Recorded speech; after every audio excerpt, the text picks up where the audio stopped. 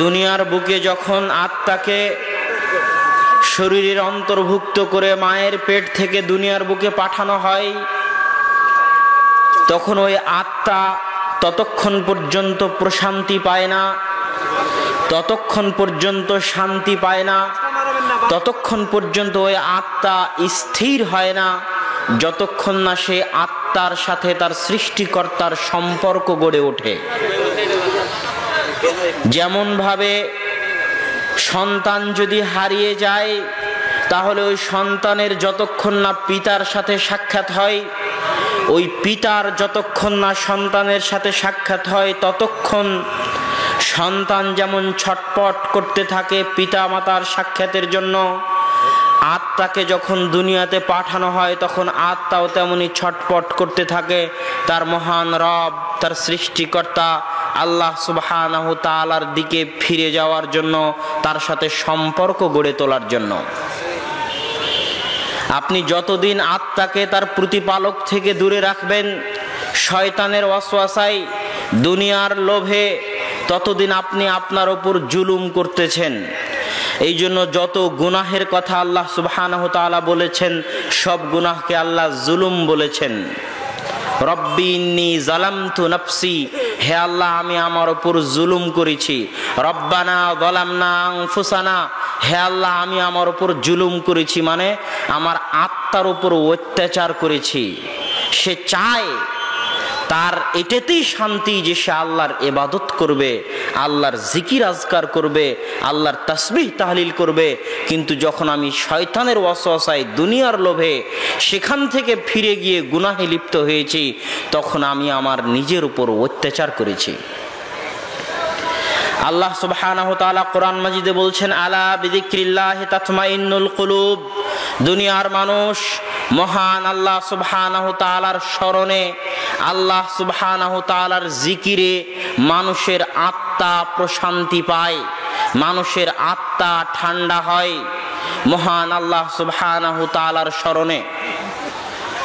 মহান আল্লাহ সুবহানাহু ওয়া তাআলার স্মরণ এত মহান এবং এত গুরুত্বপূর্ণ জিনিস যে আল্লাহ সুবহানাহু ওয়া তাআলা অন্য আয়াতে বলছেন, ফাযকুরুনি আযকুরুকুম, দুনিয়ার মানুষ তোমরা যদি আমাকে স্মরণ করো, অথচ মানুষ হচ্ছে সবচেয়ে দুর্বল সৃষ্টিজীব। মানুষের যদি এখনই অ্যাক্সিডেন্ট হয়, এখনই বিপদ সামনে চলে আসে, ওয়াইদা মাসসাহুশ শাররু, যখন মানুষের সামনে বিপদ চলে আসে তখন মানুষ হতবিহ্বল হয়ে যায়, রাস্তা হারিয়ে ফেলে, কি করবে দিশা খুঁজে পায় না। মানুষ অনেক দুর্বল সৃষ্টিজীব।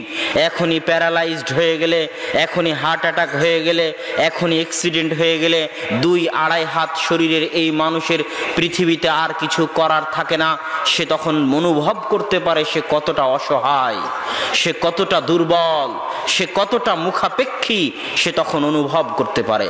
আল্লাহ সুবহানাহু ওয়া তাআলা এরকম দুর্বল সৃষ্টিজীবকে লক্ষ্য করে বলতেছেন, বান্দা আমি আল্লাহ সুবহানাহু ওয়া তাআলা এই মহাবিশ্ব ব্রহ্মাণ্ডের সৃষ্টিকর্তা, এই মহাবিশ্ব ব্রহ্মাণ্ডের প্রতিপালক। সারা পৃথিবীর আসমান এবং জমিনের মাঝে যা কিছু আছে আমার অধীনস্থ, আমি যা ইচ্ছা তাই করতে পারি। আমি তোমার জিকিরের মুখাপেক্ষী নই, আমি তোমার ইবাদতের মুখাপেক্ষী নই। সারা পৃথিবীর সব মানুষ যদি সিজদায় পড়ে থাকে, তারা আল্লাহর বিন্দুমাত্র উপকার করতে পারবে না। আর সারা পৃথিবীর সব মানুষ যদি গুনাহ করে, এতে আল্লাহর বিন্দুমাত্র ক্ষতি হবে না। কেননা আল্লাহুস সামাদ, আল্লাহ হচ্ছেন মুখাপেক্ষীহীন। আল্লাহর আমাদের ইবাদতেরও প্রয়োজন নাই, ঠেকা পড়েনি। আল্লাহর আমাদের গুনাহেরও প্রয়োজন নাই। আমরা মুখাপেক্ষী নিজেকে বাঁচানোর জন্য ইবাদত করার, আমরা মুখাপেক্ষী নিজেকে বাঁচানোর জন্য আল্লাহকে স্মরণ করার। তো আল্লাহ সুবহানাহু ওয়া তাআলা বলছে, বান্দা তুমি এত দুর্বল সৃষ্টিজীব হওয়ার পরও, আর আমি এত মহা ক্ষমতাধর হওয়ার পরও, তুমি পৃথিবীর যে কোনায় বসে, আফ্রিকার জঙ্গলে বসে, আর আটলান্টিক মহাসাগরের অতল গহ্বরে বসে, আর বিশাল মরুভূমির ফাঁকা জায়গায় বসে, ফাযকুরুনি, যদি আমাকে স্মরণ করো, আযকুরুকুম, তুমি এত দুর্বল সৃষ্টিজীব হওয়ার পরও, আর আমি এত মহা ক্ষমতাধর প্রতিপালক হওয়ার পরও, সাথে সাথে আমি আল্লাহ তোমাকেও স্মরণ করব। এটা হচ্ছে আল্লাহ সুবহানাহু ওয়া তাআলাকে স্মরণ করার গুরুত্ব। এই আয়াতের মূল্য মানুষ দিতে জানে না, মানুষের দেওয়ার সাধ্য নাই। আল্লাহ সুবহানাহু ওয়া তাআলা মানুষকে কেন সৃষ্টি করেছে? মানুষকে আল্লাহ সুবহানাহু ওয়া তাআলা কি এমনি সৃষ্টি করেছে? আল্লাহ কোরআনে বহু জায়গায় বলেছে যে আমি মানুষকে আবাসান এমনি সৃষ্টি করিনি। একটা ছোট্ট বাচ্চা নদীর ধারে একটা পুতুল তৈরি করলো, বালু দিয়ে একটা ঘর তৈরি করলো, তারপরে সেই ঘরটা ভেঙে দিল। ওই ঘরটার যেমন কোনো মূল্য নাই, সে যেমন এমনি সৃষ্টি করেছে, আল্লাহ সুবহানাহু ওয়া তাআলা মানুষকে এমনি সৃষ্টি করেননি। আপনার জীবনের লক্ষ্য উদ্দেশ্য আল্লাহ নির্ধারণ করে আপনাকে পাঠিয়েছেন। ওয়ামা খালাকতুল জিন্না ওয়াল ইনসা ইল্লা লিয়াবুদুন, আমি মানুষ এবং জিনকে সৃষ্টি করেছি আমার ইবাদতের জন্য।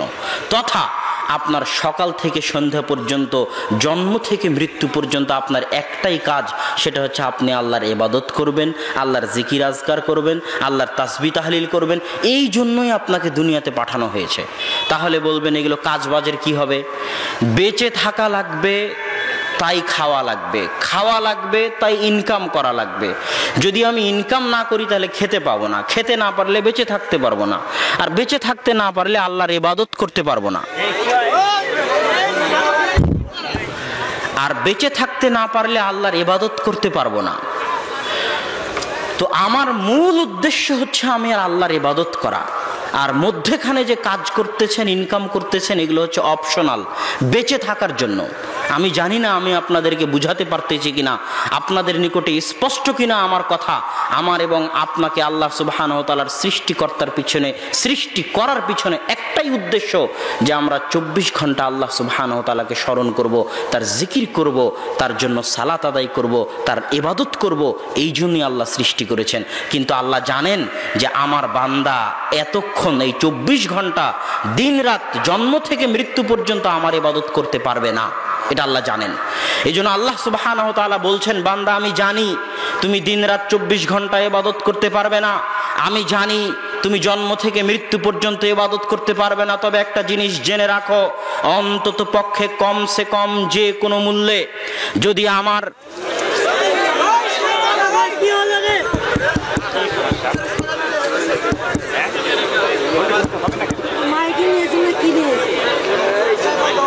যে কোনো মূল্যে যদি আমার দেওয়া অক্সিজেনকে হালাল করতে চাও, যদি আমার দেওয়া সূর্যের আলোকে হালাল করতে চাও, যদি আমার জমিনে বসে থাকাকে হালাল বানাতে চাও, যে তুমি যে আমার জমিনে বসে আছো এটা তোমার জন্য হালাল বসে থাকা, আমার দেওয়া অক্সিজেন গ্রহণ করাকে হালাল বানাতে চাও, আমার দেওয়া আসমানের ছায়াকে হালাল বানাতে চাও, আমার দেওয়া জীবনকে, আমার দেওয়া হায়াতকে, চক্ষুকে যদি হালাল বানাতে চাও, তাহলে অন্তত পক্ষে আমি জানি তুমি 24 ঘন্টা পারবে না, আমি জানি তুমি জন্ম থেকে মৃত্যু পারবে না, কিন্তু অন্তত পক্ষে দিনে 5 বার যে কোনো মূল্যে আমাকে স্মরণ করতেই হবে। ওয়া আকিমিস সালাতা লিযিকরি, আমাকে স্মরণ করার জন্য, আমার জিকিরের জন্য তোমরা সালাত কায়েম করো। সম্মানিত উপস্থিতি, আমরা জিকিরের কথা বলছিলাম, আত্মার খাদ্যের কথা বলছিলাম, যে মানুষের জীবন বেঁচে থাকার জন্য যেমন খাবারের প্রয়োজন, তেমনি আত্মার বেঁচে থাকার জন্য আত্মার খাবারের প্রয়োজন। আর আত্মার খাবার হচ্ছে তাওহীদ, আত্মার খাবার হচ্ছে আল্লাহ সুবহানাহু ওয়া তাআলাকে স্মরণ করা। আল্লাহ সুবহানাহু ওয়া তাআলাকে স্মরণ করার এই অংশের শেষ কথাটুকু বলে সামনে আগাই। ইউনুস আলাইহিস সালাতু ওয়াস সালাম যখন মাছের পেটে ছিলেন, তখন তিনি আল্লাহ সুবহানাহু ওয়া তাআলাকে স্মরণ করে বলেছিলেন, লা ইলাহা ইল্লা আনতা সুবহানাকা ইন্নী কুনতু মিনাজ জালিমিন। এই স্মরণ করাকে লক্ষ্য করে আল্লাহ সুবহানাহু ওয়া তাআলা কোরআনে বলছে, ফালাউলা আন্নাহু কানা মিনাল মুসাব্বিহিন, যদি ইউনুস আলাইহিস সালাতু ওয়াস সালাম, আমি আল্লাহ, আমাকে মাছের পেটে স্মরণ না করত, তাহলে আমি ইউনুসকে কিয়ামত পর্যন্ত মাছের পেটে রেখে দিতাম। কথা কি আপনারা বুঝতে পারছেন? ইউনুস আলাইহিস সালাম যদি মাছের পেটে আল্লাহকে স্মরণ না করত, তাহলে আল্লাহ সুবহানাহু ওয়া তাআলা ইউনুস আলাইহিস সালামকে মরা পর্যন্ত মাছের পেটে রেখে দিতেন। এটা হচ্ছে আল্লাহ সুবহানাহু ওয়া তাআলাকে স্মরণ করার গুরুত্ব। সম্মানিত উপস্থিতি, আমাদের আলোচনার বিষয়বস্তু তাওহীদ। আমরা বলছিলাম মনের খাদ্যের একটা প্রয়োজন হচ্ছে তাওহীদ। তাওহীদ সম্পর্কে আলোচনা করতে গিয়ে আপনাদের সামনে প্রথম যে আয়াতটি পেশ করতে চাই সেটি হচ্ছে সূরা নামলের 60 নম্বর আয়াত। আল্লাহ সুবহানাহু ওয়া তাআলা সূরা নামলের 60 নম্বর আয়াতে বলছেন, মানুষকে জিজ্ঞেস করে আম্মান খালাকাস সামাওয়াতি ওয়াল আরদা, হে দুনিয়ার মানুষ, আসমান এবং জমিনকে সৃষ্টি করেছে। ওয়া আনজালা লাকুম মিনাস সামাই মা, আসমান থেকে কে তোমাদের জন্য বৃষ্টি বর্ষণ করে, ওই বৃষ্টি দিয়ে আমবাতনা লাহু হাব্বা, ওই বৃষ্টি দিয়ে আমরা ফসল ফল ফলাদি উৎপাদন করি। মা কানা লাকুম আন তুমবিতু শাজারা, দুনিয়ার মানুষ জেনে রাখো আমি আল্লাহ যদি না চাই, এটা আল্লাহর চ্যালেঞ্জ। আল্লাহ কোরআনে চ্যালেঞ্জ দিচ্ছেন সূরা নামলের 60 নম্বর আয়াতে যে দুনিয়ার মানুষ জেনে রাখো আমি আল্লাহ যদি না চাই, তাহলে সারা পৃথিবীর সব ইঞ্জিনিয়ার, সব ডাক্তার, সব বিজ্ঞানী, সব মানুষ, সব সার কীটনাশক সব কিছু ব্যবহার করেও তোমরা একটা দানা থেকে একটা গাছ উৎপন্ন বের করতে পারবে না। এটা আল্লাহ সুবহানাহু ওয়া তাআলার চ্যালেঞ্জ, আর দুনিয়ার মানুষ পারবেও না এই চ্যালেঞ্জকে লঙ্ঘন করতে। তারপরে আল্লাহ সুবহানাহু ওয়া তাআলা জিজ্ঞেস করছেন, আ ইলাহুম মা আল্লাহ, যদি আসমান জমিনের সৃষ্টিকর্তা আমি আল্লাহ হই, যদি আসমান থেকে বৃষ্টি বর্ষণকারী আমি আল্লাহ হই, যদি গাছ ফল ফলাদি উৎপাদনকারী আমি আল্লাহ হই, তাহলে বলো তো দুনিয়ার মানুষ, ইলাহ হওয়ার যোগ্য কে? আমি ব্যতীত আর কি কোনো ইলাহ থাকতে পারে?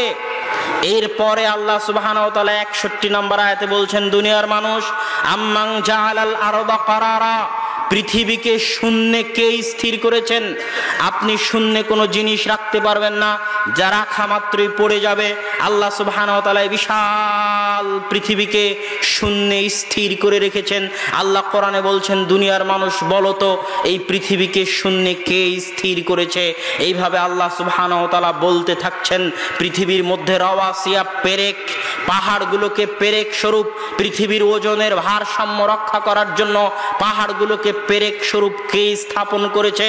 ওয়াজআলা বাইনাল বাহরাইনি হাজাজা, দুই সমুদ্রের মাঝে, দুই নদীর মাঝে পার্থক্য সৃষ্টিকারী কে স্থাপন করেছে? নদীর পানি সমুদ্রে গিয়ে মিললেও সমুদ্রের পানির স্বাদ লবণাক্ত আর নদীর পানির স্বাদ মিষ্টি, অথচ তারা পাশাপাশি চলতেছে।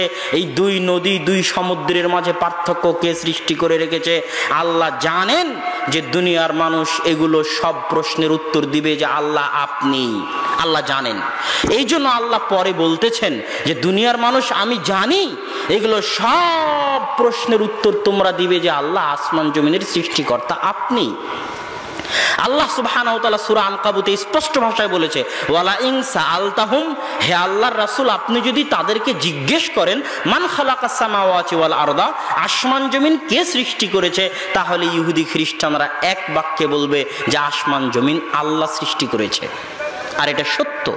এখনো যদি আপনি কোনো ইহুদি, কোনো খ্রিস্টানকে জিজ্ঞেস করেন আসমান জমিন, নদী নালা, খাল বিল, পাহাড় পর্বত, গাছপালা কে উৎপন্ন করে, কে সৃষ্টি করে, সে বলবে আল্লাহ সুবহানাহু ওয়া তাআলা। এটা আল্লাহ জানেন।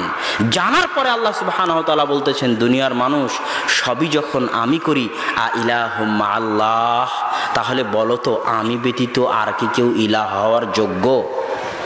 এটা আল্লাহ সুবহানাহু ওয়া তাআলার জিজ্ঞাসা।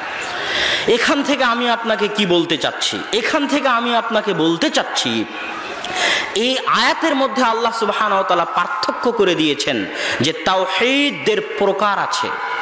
আল্লাহ সুবহানাহু ওয়া তাআলাকে তাওহীদুর রুবুবিয়্যাহ মানে আল্লাহ সুবহানাহু ওয়া তাআলাকে রব হিসেবে মানা, তাওহীদুল উলুহিয়্যাহ মানে আল্লাহ সুবহানাহু ওয়া তাআলাকে ইলাহ হিসেবে মানা। আল্লাহ সুবহানাহু ওয়া তাআলাকে রব হিসেবে দুনিয়ার সবাই মানে, আল্লাহকে আসমান জমিনের সৃষ্টিকর্তা হিসেবে সবাই মানে, আল্লাহকে রিজিক দাতা হিসেবে সবাই মানে। আল্লাহ সুবহানাহু ওয়া তাআলা বহু জায়গায় তিনি যে রিজিক দাতা তার দ্ব্যর্থহীন কণ্ঠে ঘোষণা করেছেন যে আল্লাহ সুবহানাহু ওয়া তাআলা হচ্ছেন রিজিক দাতা। আপনি কি বিশ্বাস করেন আল্লাহ রিজিক দাতা? যদি বিশ্বাস করে থাকেন তাহলে ওই কথাকে কিভাবে বিশ্বাস করেন যে ছেলে হোক মেয়ে হোক দুটি সন্তানই যথেষ্ট, একটি হলে আরো ভালো? যদি আল্লাহকে রিজিক দাতা হিসেবে বিশ্বাস করেন তাহলে এই কথাকে কেমনে বিশ্বাস করেন? আল্লাহ সুবহানাহু ওয়া তাআলা আপনাকে বলছে যে হে বান্দা, আমি লা তাকতুলু আওলাদাকুম খাশিয়াতা ইমলাক, তোমরা দারিদ্রতার ভয় তোমাদের সন্তানকে হত্যা করিও না। কেন?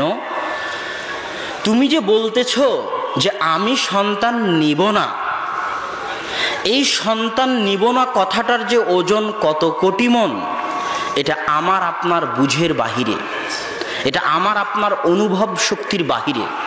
আল্লাহ যদি আপনাকে সন্তান না দেয় তো সারা পৃথিবীর কোনো শক্তির খাওয়া নাই, কোনো মায়ের বেটার খাওয়া নাই। রাস্তায় রাস্তায় যদি ভিক্ষা করেন, মাজারে মাজারে যদি ধর্ণা দেন, ডাক্তারের দুয়ারে দুয়ারে যদি কোটি কোটি টাকা খরচ করেন, পায়ে লুটিয়ে দেন, তবুও কোনো বাপের বেটা ডাক্তারের ক্ষমতা নাই। সারা দিন রাত যদি আপনার স্ত্রীর সাথে মিলনে লিপ্ত হন, তবুও আপনার আর আপনার স্ত্রীর 14 গোষ্ঠীর ক্ষমতা নাই যে আপনার স্ত্রীর পেটে সন্তান দিতে পারে যদি আল্লাহ না চায়। তাহলে কোন দাম্ভিকতায় বলেন যে সন্তান নিব না? আরে তুই তো সন্তান নেওয়ার মালিকই নস, তাহলে কেমনে বলিস? ওই জন্য আল্লাহ বলছে, বান্দা তুই কবে তোর রিজিকের মালিক হলি? আমি তো তোর রিজিকও আমি বহন করি। তুই সকালে যেটা খেয়েছিস ওটা আমার আল্লাহর দেওয়া রিজিক, তুই দুপুরে যেটা খাবি ওটা আমার আল্লাহর দেওয়া রিজিক। আল্লাহ যখন দান করতে বলছে তখন বলছে অমিম্মা রাযাকনাহুম ইউনফিকুন, দুনিয়ার মানুষ আমি তোমাদেরকে যা রিজিক দিয়েছি তা থেকে দান করো। আল্লাহ বলেনি আপনি যা ইনকাম করেছেন সেটা থেকে দান করেন। আল্লাহ তো এটা মানতেই রাজি নয় যে টাকা আপনি ইনকাম করেছেন। আল্লাহ বলছে এটা তোমার টাকা নয়, তোমার পকেটে যে টাকা আছে ওটা আমি আল্লাহ আমার দেওয়া রিজিক। তুই কবে তোর রিজিকের মালিক হলি যে বলিস যে সন্তান নিব না রুজির ভয়ে? আরে তোকেও খাওয়াই আমি, তোকে যে সন্তান দিব তাকেও খাওয়াবো আমি। আল্লাহ সুবহানাহু ওয়া তাআলা হচ্ছেন রিজিকের মালিক। আব্বু বহু বক্তব্যে বলেছে যে পরিকল্পনা করে ইহুদি, টাকা দেয় খ্রিস্টান, মাঠকর্মী মুসলমান। এই একটা বাক্যের ওজন কোটি কোটি মন। আপনি যদি ইসরায়েলে যান তাহলে দেখবেন না যে ছোট যে গাড়িগুলো আছে, কার গাড়িগুলো, এই ছোট গাড়িগুলো ইহুদিরা ব্যবহার করে না, তাদেরকে ব্যবহার করতে হয় হাইস জিএমসি গাড়ি। কেননা তাদের সন্তান একটা দুইটা নয়, তাদের সন্তান 5টা 6টা 7টা। ওই যে বাংলাদেশেও একজন খ্রিস্টান ডাক্তারের ছবি ফেসবুকে ভাইরাল হয়েছিল, তারও সন্তান দেখবেন ছোট ছোট গিন্নি গিন্নি 4টা সন্তান। কেননা তারা পরিকল্পনা করে মুসলমানদের সন্তান কম করানোর জন্য, কিন্তু তারা নিজেরা মানে না। এতটুকু বুঝার মতো জ্ঞান এবং বিবেক আমাদের নাই। বলছিলাম যে আল্লাহ সুবহানাহু ওয়া তাআলাকে রব হিসেবে মানা মানে আল্লাহ সুবহানাহু ওয়া তাআলাকে রিজিক দাতা হিসেবে মানা, আল্লাহ সুবহানাহু ওয়া তাআলাকে সৃষ্টিকর্তা হিসেবে মানা, আল্লাহ সুবহানাহু ওয়া তাআলাকে প্রতিপালক হিসেবে মানা। আর যে আল্লাহকে রব হিসেবে মানে তারা সবাই যে আল্লাহকে ইলাহ হিসেবে মানে তা কিন্তু নয়। দলিল, আবু জেহেল যখন বদরের যুদ্ধে যাচ্ছে, আবু জেহেল কাফের না কাফের নয়? কোনো সন্দেহ আছে? আবু জেহেল যখন বদরের যুদ্ধে যাচ্ছে তখন আবু জেহেল কাবা ঘরে গিয়ে হাত তুলে দোয়া করে বলতেছে আল্লাহুম্মা আনসুর আহদাল ফিআতাইন, হে আল্লাহ আজকের বদরের যুদ্ধে সবচেয়ে হকের নিকটবর্তী দলকে আপনি বিজয় দান করিয়েন। তাহলে আবু জেহেল কার নিকটে দোয়া করলো? তার মানে আবু জেহেল আল্লাহকে বিশ্বাস করে না করে না? তাহলে আল্লাহকে বিশ্বাস করার পরেও আবু জেহেল কাফের কেমনে হয়? মুহাম্মদ সাল্লাল্লাহু আলাইহি ওয়াসাল্লামের পিতার নাম আব্দুল্লাহ, মানে আল্লাহর বান্দা।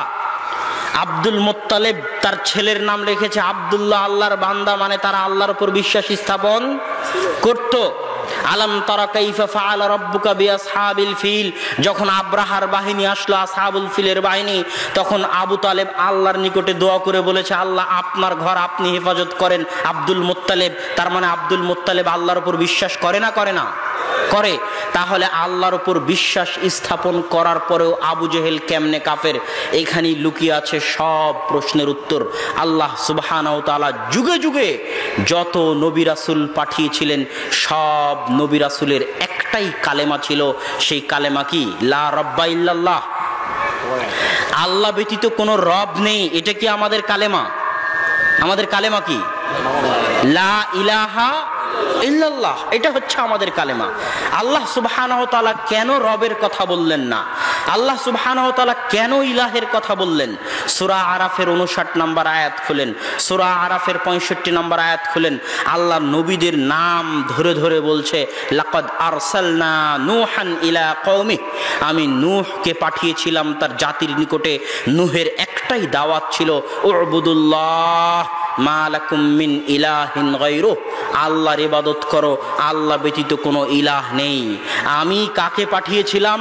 আমি হুদকে পাঠিয়েছিলাম, আখাহুম আদ, আমি আদ জাতির নিকটে আখাহুম হুদ, তাদের ভাই হুদকে পাঠিয়েছিলাম, তারও একই দাওয়াত ছিল।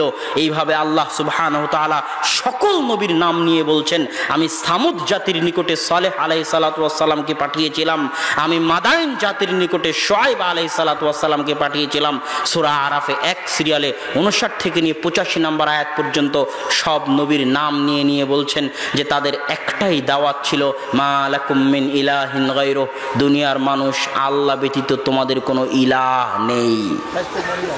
আল্লাহ সুবহানাহু ওয়া তাআলা সূরা আম্বিয়ার 25 নম্বর আয়াতে বলছেন, ওমা আরসালনা মিন ক্বাবলিকা মির রাসূলিন ইল্লা নূহি ইলাইহি, হে আল্লাহর রাসূল, আপনার পূর্বে যত নবী রাসূল আমি দুনিয়াতে পাঠিয়েছি সব নবী রাসূলের একটাই দাওয়াত ছিল যে আল্লাহ ব্যতীত কোনো ইলাহ নেই, তথা কোন নবী রাসূলই আল্লাহকে রব হিসেবে মানার জন্য দাওয়াত দেননি।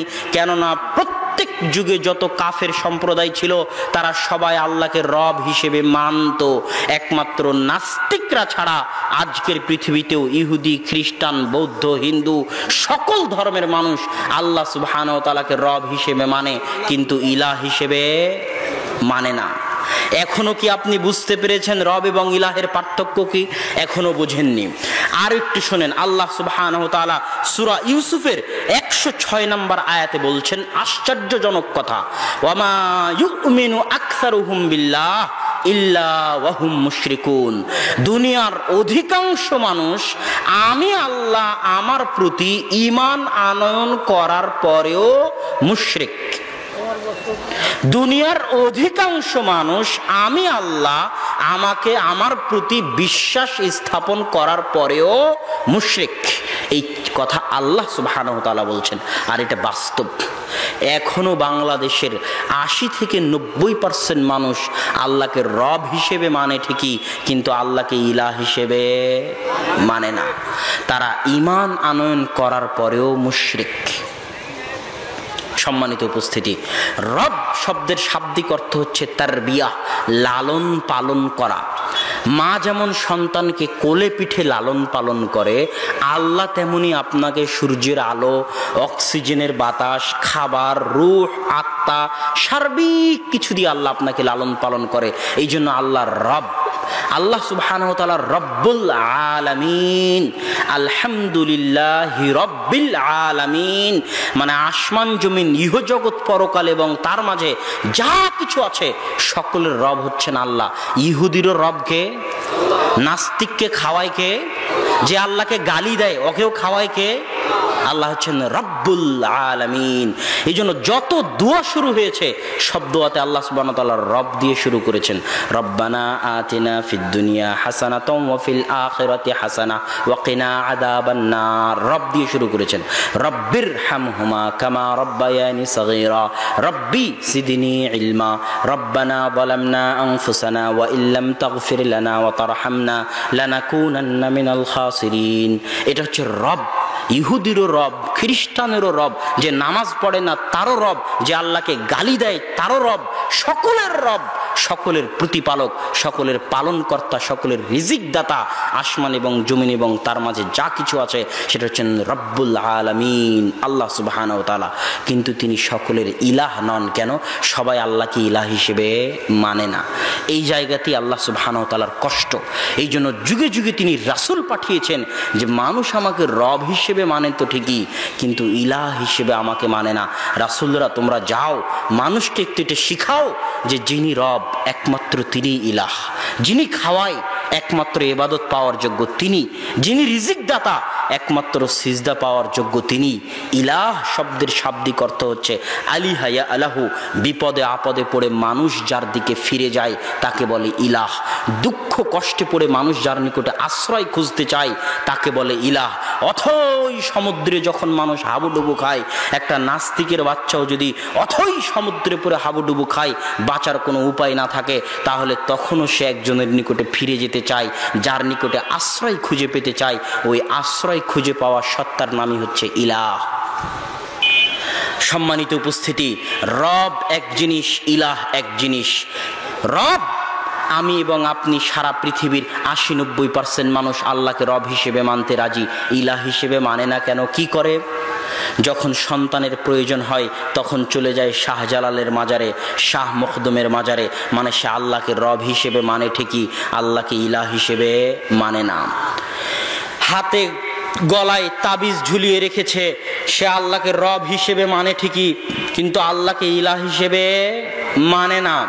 হাত থেকে থালি পড়ে গেল, মেহমান আসবে, রাস্তা দিয়ে বিড়াল অতিক্রম করলো, অশুভ কিছু আছে, এই জাতীয় যত কথা আছে, কালো টিপ দিয়ে রাখো বদনজর যাতে না লাগে, এগুলো সবই প্রমাণ করে সে আল্লাহকে রব হিসেবে মানে ঠিকই, আল্লাহকে ইলাহ হিসেবে মানে না।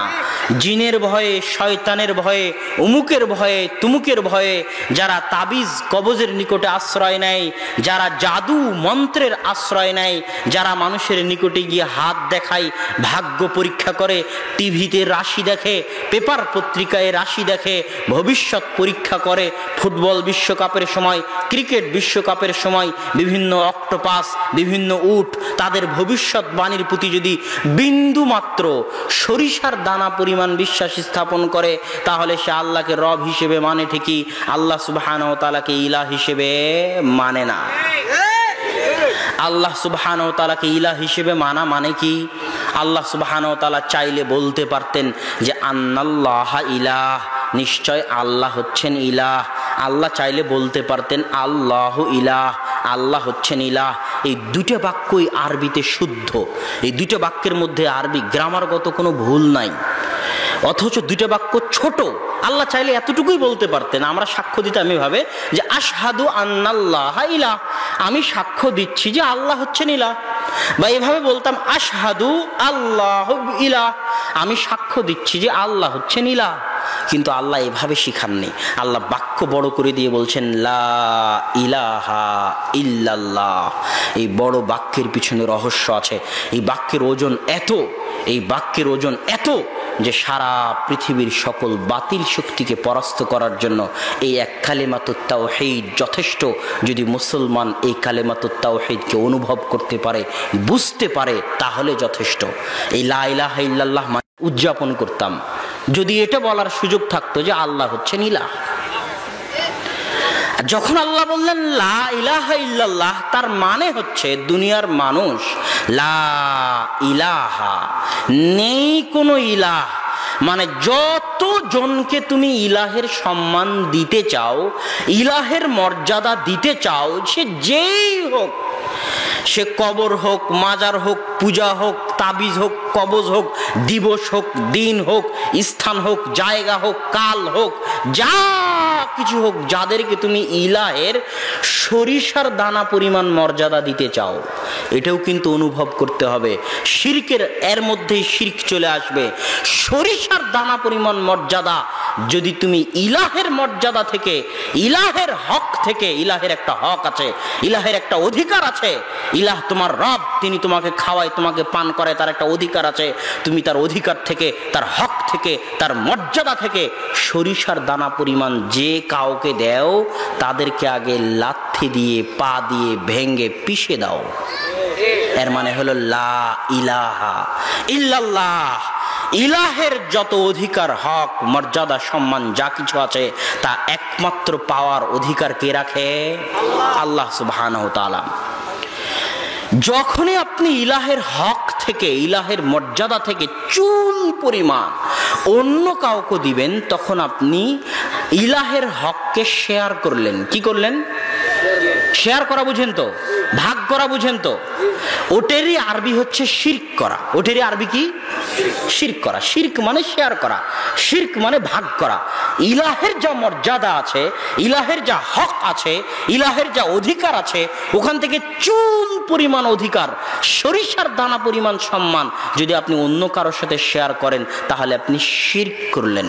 আর ইন্না শিরকা লাযুলমুন আযীম, নিশ্চয় শিরক হচ্ছে মহা অত্যাচার। কেন অত্যাচার?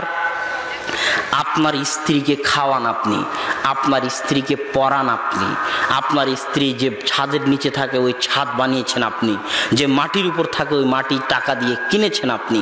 আপনার মাটিতে থেকে, আপনার ছাদের নিচে থেকে, আপনার খেয়ে আপনার পরে আপনার স্ত্রী যদি আপনাকে না ভালোবাসে, অন্য কাউকে ভালোবাসে, তাহলে কি এটা জুলুম নয়?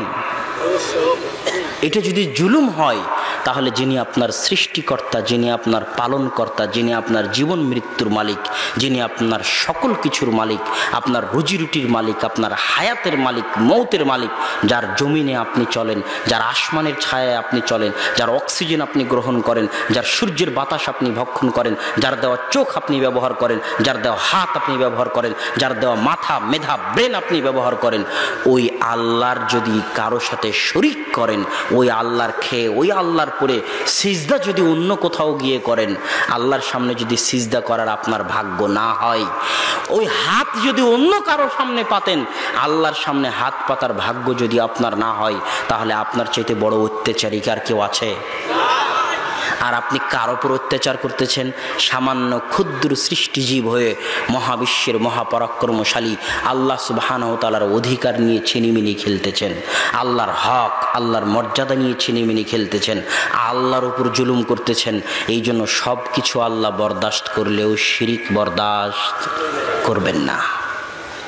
এই জন্য আল্লাহর রাসূলও শিরিক বরদাস্ত করেননি, কেননা শিরকে আল্লাহ কষ্ট পান, শিরকে মুমিন কষ্ট পায়, শিরকে আল্লাহর রাসূল কষ্ট পায়। আর আমি এবং আপনি সকাল সন্ধ্যায় আল্লাহর ইলাহের হক নিয়ে ছিনিমিনি খেলি এবং আল্লাহর সাথে শিরক করি। বাংলাদেশের রাস্তাঘাটে যত মূর্তি ঝুলানো আছে, আপনার বাড়িতে যত নেতা নেত্রীর মূর্তি ঝুলানো আছে, আপনার পিতা মাতার ছবি ঝুলানো আছে, অফিস আদালতে, যারই অফিস আদালত হোক, অফিস আদালতে যত ছবি মূর্তি রাখা আছে, যে দেশেরই অফিস আদালত হোক, সবই হচ্ছে আল্লাহর ইলাহের হক নিয়ে ছিনিমিনি খেলা, আল্লাহর ওপর অত্যাচার করা। আর মুমিন এ অত্যাচার বরদাস্ত করতে পারে না। আপনি যদি মুমিন হন, আল্লাহকে ইলাহ হিসেবে মানেন, তাহলে 24 ঘন্টার মধ্যে আপনাকে এই সমস্ত মূর্তি, ছবি সব ভেঙ্গে, যত দামেরই হোক, সোনার মূর্তি হোক, আর আমেরিকা থেকে আর কোরিয়া থেকে আনা মূর্তি হোক, আপনার শোকেজে সাজানো, 24 ঘন্টার মধ্যে ভেঙ্গে খান খান করতে হবে, কেননা এরা হচ্ছে আল্লাহর হক নিয়ে চিনিমিনি খেলা। সম্মানিত উপস্থিতি, শিরক অনেক ভয়াবহ অপরাধ। আল্লাহ সুবহানাহু ওয়া তাআলা বলছেন, ইয়া বানি আদম লাউ আতাইতানি বিকরাবিল আরজি খাতায়া, হে আদম সন্তান, যদি কিয়ামতের মাঠে আসমান জমিন ভর্তি গুনাহ নিয়ে উপস্থিত হও আর তার মধ্যে শিরক না থাকে, তাহলে আমি আল্লাহ আসমান জমিন ভর্তি ক্ষমা নিয়ে উপস্থিত হব। ইন্নাল্লাহ লা ইয়াগফিরু আন ইউশরিকা বিহি ওয়া ইয়াগফিরু মা দুনা যালিকা লিমান ইয়াশা। আল্লাহ সকল গুনাহ ক্ষমা করতে রাজি আছেন, কিন্তু শিরকের গুনাহ আল্লাহ সুবহানাহু ওয়া তাআলা ক্ষমা করবেন না। আর আমাদের দেশের মুসলমানদের অবস্থা কত নিম্ন পর্যায়ের, যে জওহরলাল নেহেরু, কংগ্রেসের নেতা, ভারত স্বাধীনতা আন্দোলনের নেতা, ইন্দিরা গান্ধীর পিতা জওহরলাল নেহেরু বলতেছে, যখন আজাদি স্বাধীনতা আন্দোলনের সময় মুসলমানেরা বলতেছে আমাদের আলাদা দেশ চাই, পাকিস্তান, তখন জওহরলাল নেহেরু বলতেছে, তোমরা আলাদা দেশ দিয়ে কি করবা? আমি তো ভারতের হিন্দু মুসলমানের মধ্যে কোনো পার্থক্য দেখি না। তাহলে বলেন কি আপনি ভারতের হিন্দু মুসলমানের মধ্যে কোনো পার্থক্য দেখেন না? তো বলেন না, মুঝে হিন্দু মুসলিম মে কোই ফার্ক নজর नहीं आता, হিন্দু মুসলমানের মধ্যে আমি কোনো পার্থক্য দেখতে পাই না। কেন? তো বলে, হিন্দুরা মাটির উপর মূর্তি বানিয়ে পূজা করে, আর মুসলমানেরা মাটির নিচে শুয়ে থাকা বাবার পূজা করে। তো একজনের পূজা করার বস্তু মাটির উপরে, আর একজনের পূজা করার বস্তু মাটির নিচে। একজনেরটার নাম মা আর আরেকজনেরটার নাম বাবা। এতটুকুই পার্থক্য। এর বাইরে তো আমি মুসলমানদের আর হিন্দুদের মধ্যে কোনো পার্থক্য দেখতে পাই না, আর এটা বাস্তবতা। সম্মানিত উপস্থিতি, এই জন্য আমাকে এবং আপনাকে তাওহীদের গুরুত্ব এবং রব এবং ইলাহের মধ্যে যে পার্থক্য, এই পার্থক্য আমাকে এবং আপনাকে অনুভব করতে হবে। এখানে আর একটা জিনিস বলি, মাঝখানে শিরক কেন আসে, শিরক কেন তৈরি হয়?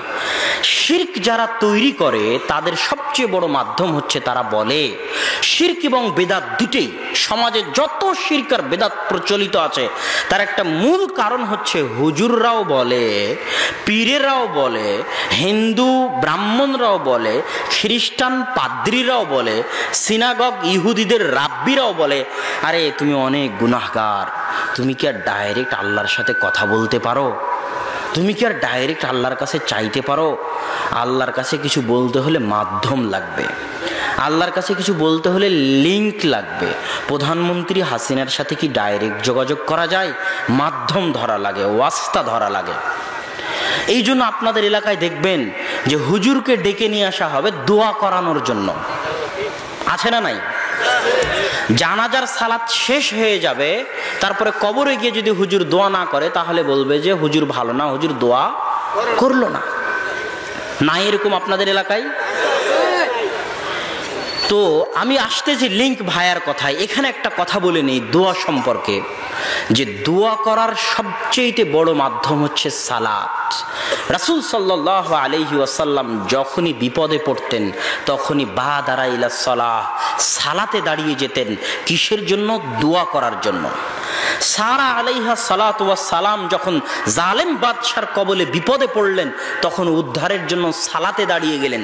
কিসের জন্য? আল্লাহর কাছে দোয়া করার জন্য। আর বান্দা আল্লাহর সবচেয়ে নিকটবর্তী থাকে যখন সিজদায় থাকে। আর সালাত শব্দের শাব্দিক অর্থ হচ্ছে দোয়া। সালাত শব্দের শাব্দিক অর্থ কি? দোয়া। তাহলে আল্লাহু আকবার থেকে নিয়ে আসসালামু আলাইকুম ওয়া রাহমাতুল্লাহ পর্যন্ত সবই শুধু দোয়ার জায়গা। কিসের জায়গা? দোয়ার জায়গা। সালাম ফিরানোর আগে যত ইচ্ছা তত দোয়া করেন, সিজদায় গিয়ে দোয়া করেন, রুকুতে গিয়ে দোয়া করেন, দুই সিজদার মাঝে দোয়া করেন। এবার সালাম যখন ফিরলেন তখন কি শেষ হয়ে গেল? দোয়া শেষ হয়ে গেল। কি শেষ হয়ে গেল? দোয়া শেষ হয়ে গেল। এটা মাথায় রাখতে হবে। সালাত শেষ হলো মানে কি শেষ হয়ে গেল? দোয়া শেষ হয়ে গেল। এবার আপনি যদি বলেন যে হুজুর দোয়া করলো না, তাহলে বুঝতে হবে আপনি জাহেল, আপনি মূর্খ, আপনি অজ্ঞ, আপনি ইসলামের হাকিকত সম্পর্কে জানেন না, ইসলামের দর্শন সম্পর্কে জানেন না, ইসলামের অভ্যন্তরীণ গূঢ় তত্ত্ব সম্পর্কে জানেন না। সালাতুল জানাজা মানে দোয়া করার সালাত। সালাতুল জানাজা মানে মৃত ব্যক্তির জন্য দোয়ার সালাত।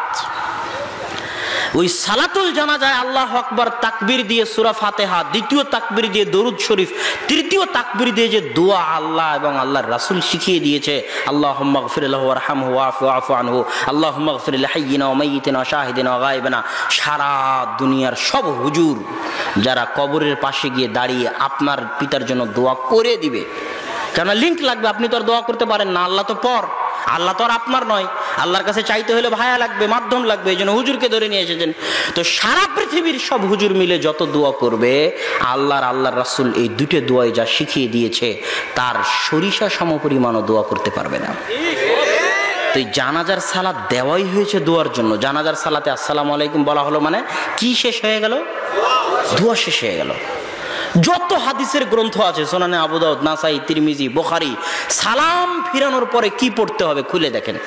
সালাম ফিরানোর পরে হচ্ছে জিকির, আজকার, তাসবিহ, তাহলিল, আল্লাহু আকবার, সুবহানাল্লাহ, আলহামদুলিল্লাহ, লা ইলাহা ইল্লাল্লাহ, নাস, ফালাক, ইখলাস, আয়াতুল কুরসি। জিকির, আজকার, তাসবিহ, তাহলিল হচ্ছে সালাম ফিরানোর পরে। আর সালামের আগ পর্যন্ত কি? দোয়া। তো সম্মানিত উপস্থিতি, যত শিরক এবং বেদাত সমাজে আছে তার একটা বড় মাধ্যম হচ্ছে যে আপনি নাকি ডাইরেক্ট আল্লাহর কাছে চাইতে পারবেন না। এই যত লিংক এবং ভায়া আছে এগুলোকে লাথি দিয়ে ভেঙে দিতে হবে। হুজুরের যেমন আল্লাহ, আপনারও তেমন আল্লাহ। আপনি ডাইরেক্ট আল্লাহ সুবহানাহু ওয়া তাআলার কাছে চাইবেন। ইসলামের সবচেয়ে বড় দর্শন, সবচেয়ে বড় শর্ত, সবচেয়ে বড় বৈশিষ্ট্য হচ্ছে বান্দা এবং আল্লাহর মাঝে কথা বলতে কোনো মাধ্যম লাগে না। আপনি গুনাহ করেছেন, দরজা বন্ধ করে দিয়ে আপনি আল্লাহর কাছে দোয়া করেন। আপনার পিতা মারা গেছে, আপনি আল্লাহর কাছে দোয়া করেন। অন্য কাউকে দোয়া করার জন্য ভাড়া করতে হবে, ইসলাম ভাড়াটে ধর্ম নয়, ইসলাম ভাড়া দিয়ে চলে না। তো যত শিরক বিদআত সমাজে প্রচলিত আছে, সব শিরক বিদআতের ভিত্তি হচ্ছে আপনি মনে করেন আল্লাহর কাছে কিছু চাইতে হলে মাধ্যম লাগবে। জি না, আপনার আল্লাহ, আপনি চাইতে শিখেন। আল্লাহ সুবহানাহু ওয়া তাআলা চাওয়াকে পছন্দ করে। আল্লাহ সুবহানাহু ওয়া তাআলার নিকটে আপনি যদি না চান তাহলে আল্লাহর রাগ করে। এটা হচ্ছে আল্লাহর দয়া। আল্লাহ হচ্ছেন আর রহমানির রহিম, পরম দয়ালু। রহমানের দয়া এমন দয়া, রহমানের দয়া এমন দয়া, রহমানের দয়া এমন দয়া যে তার নিকটে না চাইলে তিনি রাগ করেন। আর মানুষের দরবারে চাইতে যান, আজকে দিবে, কালকে দিবে, তারপরের দিন আপনাকে তাড়িয়ে দিবে, খারাপ ব্যবহার করবে। না হয় তারপরের দিন চাইতে গেলে খারাপ ব্যবহার করবে, না হয় তারপরের দিন চাইতে গেলে খারাপ ব্যবহার করবে। এটা মানুষের দয়া। আর আল্লাহ সুবহানাহু ওয়া তাআলার দয়া হচ্ছে তার নিকটে না চাইলে তিনি রাগ করেন। এই জন্য রাসূল সাল্লাল্লাহু আলাইহি ওয়াসাল্লাম বলেছেন যে তোমাদের কারো যদি পায়ের জুতার ফিতা হারিয়ে যায়, শিফআনা আলাইহি, তাহলে এই পায়ের জুতার ফিতাও যেন কার কাছে চাই? আল্লাহ সুবহানাহু ওয়া তাআলার কাছে চাই। ফকিরের মতো হাত উঠিয়ে আল্লাহর কাছে ভিক্ষা করবেন। ফকিরি অনুভূতি ভেতরে থাকতে হবে। যেমন ফকির আপনার নিকটে এসে হাত পেতে ভিক্ষা করে, ওইভাবে আপনি আল্লাহর দরবারে হাত পেতে ভিক্ষা করবেন ফকিরের মতো। আল্লাহ সুবহানাহু ওয়া তাআলা দিবে না মানে? অবশ্যই দিবে। আল্লাহ সুবহানাহু ওয়া তাআলা দেওয়ার জন্য বসে আছে। আপনার চাওয়ায় ত্রুটি আছে, আপনি চাইতে জানেন না, আপনি চাওয়া শিখেননি। আর দোয়া ও মুখুল ইবাদা, দোয়া করা হচ্ছে ইবাদতের সার নির্যাস। দোয়া করা আপনাকে শিখতে হবে। দোয়া করা শিখেন। যত শিরক এবং বেদাত সমাজে আছে সবই লিঙ্ক এবং ভায়াগুলোর মাধ্যমে টিকে আছে। সম্মানিত উপস্থিতি, এখানে আরো একটি কথা বলে নিই, সেটা হচ্ছে এই লিঙ্ক এবং ভায়ার হ্রদে একটা হাদিস আপনাদের সামনে পেশ করি, যেটা আপনাদের জানা থাকতে পারে। কঠিন কিয়ামতের মাঠে যখন আল্লাহ সুবহানাহু ওয়া তাআলা বিচার শুরু করবেন না, কঠিন কিয়ামতের মাঠে যখন আল্লাহ সুবহানাহু ওয়া তাআলা বিচার শুরু করবেন না, তখন মুমিনেরা পাগল হয়ে যাবে বিচার শুরু করানোর জন্য, অস্থির হয়ে যাবে। তখন তারা আদম আলাইহিস সালাতু ওয়াস সালামের নিকটে গিয়ে বলবে, আন্নাল্লাহা খালাকাকা বিয়াদিহি, আল্লাহ আপনাকে নিজে হাতে সৃষ্টি করেছে, আপনি একটু আল্লাহকে বলেন না।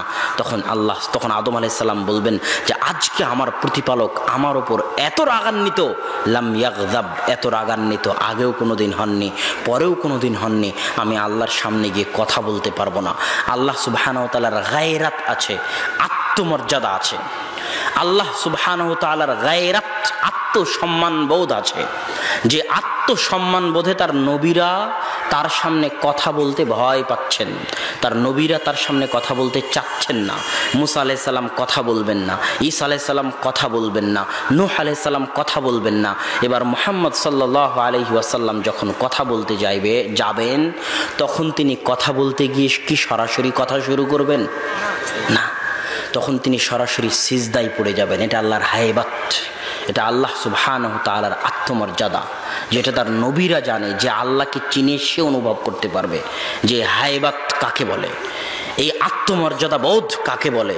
আল্লাহ সুবহানাহু ওয়া তাআলার এই দাপট, আল্লাহ সুবহানাহু ওয়া তাআলার এই আত্ম অহংকার, যা একমাত্র তার শানেই মানায়, আর কারো শানে মানায় না। তো এই কঠিন কিয়ামতের মাঠে নবী রাসূল যদি আল্লাহর সাথে কথা না বলতে পারে, তাহলে দুনিয়াতে যারা আপনাকে বলতেছে যে তুমি আল্লাহর সাথে ডাইরেক্ট কথা বলতে পারবা না, আমার মাধ্যম লাগবে, এরা কি কিয়ামতের মাঠে আল্লাহর সামনে দাঁড়াতে পারবে? এদের কি সাহস হবে, ক্ষমতা হবে? এই সমস্ত পীর, বাবা, অলি, আউলিয়া, তাবিজ, কবজ, এদের কারো কি সাহস হবে কিয়ামতের মাঠে আল্লাহর সামনে দাঁড়িয়ে কথা বলার? অসম্ভব। সুতরাং এগুলো হচ্ছে সব মিথ্যা, ভুয়া। আল্লাহ সুবহানাহু ওয়া তাআলার নিকটে আপনি চাইবেন ডাইরেক্ট এবং সরাসরি। আল্লাহ সুবহানাহু ওয়া তাআলা আপনাকে দেওয়ার জন্য বসে আছেন, তিনি দিবেন। সম্মানিত উপস্থিতি, তাওহীদের যেটা সবচেয়ে বড় গুরুত্ব, সেটা হচ্ছে তাওহীদ মুসলমানকে সবচেয়ে বেশি মজবুত করে, সবচেয়ে বেশি শক্তিশালী করে। এই জন্য সারা পৃথিবী তাওহীদকে ভয় পায়। মুসলমান যদি একবার তাওহীদবাদী হয়ে যায়, তাহলে মুসলমান সবচেয়ে শক্তিশালী। কেন? যে মুসলমান আজকে কবরের সামনে সিজদা করে, যে মুসলমান আজকে তাবিজ কবজ ব্যবহার করে, যে মুসলমান আজকে কুসংস্কারে বিশ্বাস করে, যে মুসলমান আজকে দিবস পালন করে, এই ছেলেরা 31st নাইট পালন করেনি? এখানে বহু ছেলে যুবক বসে আছে যারা 31st নাইট গতকাল রাত্রে পালন করেছে। না এরকম ছেলে? অবশ্যই আছে, 100 বার আছে। আমি বলি এই সমস্ত ছেলেদেরকে উদাহরণ দেওয়ার পরে বলি, তারপরে আগের কথায় আবার ফিরে যাচ্ছি। একটা উদাহরণ মনোযোগ দিয়ে শোনেন। মনে করেন আপনারা পরীক্ষার হলে বসে আছেন, 3 ঘন্টার পরীক্ষা। প্রতি ঘন্টায় যে পরীক্ষার যে সুপার হলের, তিনি এইভাবে টেবিলে বাড়ি দিচ্ছেন যে 1 ঘন্টা হলো, দেয় না? বেল বাজায় না? তো যখন 1 ঘন্টার বেল বাজালো, তখন সব ছেলেপেলে ঘড়ির দিকে তাকিয়ে, প্রশ্নের দিকে তাকিয়ে আবার তাড়াহুড়া করে লেখা শুরু করতেছে। কপালের ঘাম ঘেমে যাচ্ছে যে সময় শেষ হয়ে আসতেছে, কখন লেখা শেষ করব। ওদের মধ্যে একটা ছেলে বেলের আওয়াজ শুনে আনন্দ করতেছে, উৎসব করতেছে, হাসাহাসি করতেছে। 2য় ঘন্টা যখন হলো, তখন অন্য ছেলেদের চিন্তা আরো বেড়ে গেছে, আর ওই ছেলে আরো খুশি হচ্ছে। 3য় ঘন্টার আগে 15 মিনিটের লাস্ট অ্যালার্মিং যখন বেল বাজলো, তখন বাকি সকল ছাত্রের অবস্থা ঘেমে, ক্লান্তে, চিন্তায় জুবুথুবু অবস্থা, আর এই ছেলেটা আনন্দে উল্লাসে ফেটে পড়তেছে। তো একে আপনি কি বলবেন? বোকা, গর্ধব, গাধা, গন্ড, মূর্খ, জাহেল, কি বলবেন? তো এই ছেলে যেমন মূর্খ, গর্ধব, গাধা, আক্কেল নাই, জ্ঞান নাই, ঘেলু নাই, একে হচ্ছে তুলে ডাস্টবিনে ফেলে দিতে হবে। অচল, অকেজো হয়ে গেছে, জাতির বোঝা। মানুষ তার নিজের পরিবারের জন্য বোঝা হয়, মানুষ তার নিজের জন্য বোঝা হয়, মানুষ জাতির জন্য বোঝা হয়, মানুষ দেশের জন্য বোঝা হয়, যখন মানুষ শাখসিয়্যা মুআসসিরা, প্রভাব বিস্তারকারী ব্যক্তিত্ব হতে না পারে। প্রভাব বিস্তারকারী ব্যক্তিত্ব বুঝেন? স্বামী স্ত্রী বিবাহ করেছে, বিবাহ করার পর দুইজনই প্রত্যেক দিন যদি 1 কোটি বার করে আই লাভ ইউ বলে স্বামী স্ত্রী পরস্পরকে, 1 কোটি বার করে, আর স্বামীর মধ্যেও যদি ব্যক্তিত্ব না থাকে, আর স্ত্রীর মধ্যেও যদি ব্যক্তিত্ব না থাকে, ওই সংসার টিকবে না। ব্যক্তিত্ব মানে আপনার চলা ফিরা, আদর্শ, আপনার সংস্কৃতি, আপনার আদব কায়দা, জ্ঞান, গরিমা দেখে আপনার স্ত্রী আপনার কাছ থেকে শিখবে, আপনাকে সম্মান করবে। আর আপনার স্ত্রীর চলা ফিরা, আদর্শ, জ্ঞান, গরিমা, ব্যক্তিত্ব দেখে আপনি আপনার স্ত্রীকে সম্মান করবেন। এই প্রভাব বিস্তার করতে পারা, মানুষকে প্রভাবিত করতে পারা, এটা প্রত্যেক মুসলিমের বৈশিষ্ট্য। আপনি যদি প্রভাব বিস্তারকারী পিতা না হতে পারেন, ব্যক্তিত্ববান পিতা না হতে পারেন, তাহলে আপনার সন্তানদেরকে আপনি নিয়ন্ত্রণে রাখতে পারবেন না। আপনার সন্তান আপনার কথা শুনে না মানে আপনি ব্যক্তিত্বহীন পিতা, আপনাকে তুলে ডাস্টবিনে ফেলে দিতে হবে। আপনি জাতির জন্য বোঝা, পরিবারের জন্য বোঝা। আপনি ব্যক্তিত্ববান স্বামী নন মানে আপনি অকেজো বোঝা। আমি আমার নানাকে দেখেছি, আমার নানার দ্বারা আমি অনেক প্রভাবিত। তিনি একজন প্রভাব বিস্তারকারী ব্যক্তিত্ববান ব্যক্তি ছিলেন। এমন কোনো শুক্রবার দেখিনি যে শুক্রবারে আমার নানা সবার আগে মসজিদে যায়নি। এমন কোনো রমাজান দেখিনি যে রমাজানে তিনি ইতিকাফ করেননি। এমন কোনো সালাত দেখেনি যেই সালাত তিনি মসজিদে সবার আগে গিয়ে আজান দিয়ে জামাতের সাথে আদায় করেননি। বহুদিন দেখেছি গরম ভাতে হাত দিয়ে তিনি কেঁদেছেন।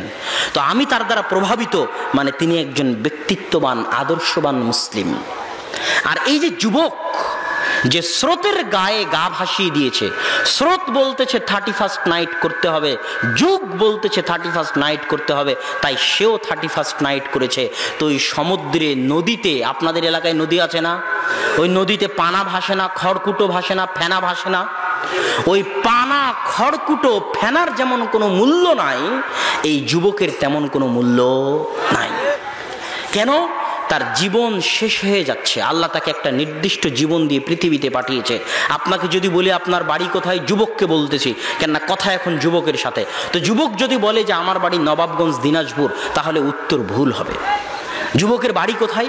যুবকের জন্ম যদি 1993 হয়ে থাকে আর মৃত্যু যদি 2060-70 হয়ে থাকে, তাহলে যুবকের বাড়ি হচ্ছে 1993 থেকে 2060 পর্যন্ত। এই সময়টুকুতে সে দিনাজপুরেও থাকতে পারে, লন্ডনেও থাকতে পারে, সমুদ্রেও থাকতে পারে, মরুভূমিতেও থাকতে পারে। কথা মনে হয় বুঝাতে পারিনি আমি। আপনার বাড়ি হচ্ছে মহাকাল। আল্লাহ যেদিন পৃথিবী সৃষ্টি করেছে সেই দিন থেকে পৃথিবী ধ্বংস হওয়ার মাঝামাঝি একটা সময় আল্লাহ আপনাকে হায়াত দিয়ে পৃথিবীতে পাঠিয়েছে। এই সময়টুকু হচ্ছে আপনার থাকার জায়গা।